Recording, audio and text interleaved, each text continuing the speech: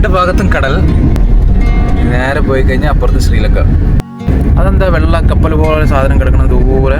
അതിന്റെ പേര് ഓവർ എന്നാണ് വരിക. അത് കടലിലും കരയിലും ഒരേപോലെ പോകാൻ പറ്റും. താഴെ ഫാനാ, ഒരു ഫാൻ വെച്ചിട്ട് കുറെ ഫാനുകൾ വെച്ചിട്ട് അതിനെ ഫുള്ളായിട്ട് ലിഫ്റ്റ് ചെയ്യും. ഓക്കെ. ഈ കയറ് കെട്ടിയിരുന്ന ചിലപ്പോൾ എനിക്ക് തോന്നുന്നു അങ്ങോട്ട് പോകാനുള്ള ഇത് ഉണ്ടാവില്ല. അവിടെ പോകുന്നത് ബുദ്ധിയല്ല. എത്ര ദൂരമാണ് അത്? ആ കാണുന്ന ടവർ അവിടെ വരെ. വണ്ടിയുടെ തിരക്കുണ്ടല്ല, ഇഷ്ടംപോലെ വണ്ടികൾ.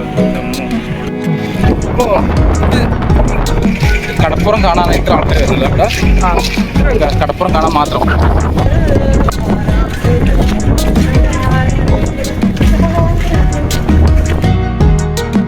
ഈ കാണുന്നതാണ് ദ ലാസ്റ്റ് ഓഫ് ഇന്ത്യ, ഇന്ത്യയുടെ ഒരറ്റം എന്ന് വിശേഷിപ്പിക്കുന്ന ധനുഷ്കുടി. ഇവിടെ നിന്നും 22 കിലോമീറ്റർ ദൂരെയുള്ള ശ്രീലങ്ക ചെറുതായി കാണാം. ഇയാൾക്ക് 20 രൂപ കൊടുത്താൽ ശ്രീലങ്ക ഇവിടെ നിന്നിട്ട് ബൈനോക്കുലർ വഴി കാണാനുള്ള സംവിധാനമാണ് ഈ കാണുന്നത്.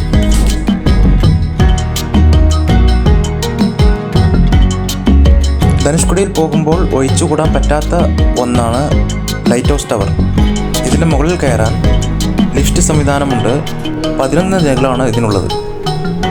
ഇതിൻ്റെ മേലെ കയറി കഴിഞ്ഞിട്ട് പുറത്തോട്ട് നോക്കിക്കഴിഞ്ഞാലുള്ള കാഴ്ച അത് വേറെ ലെവൽ തന്നെ.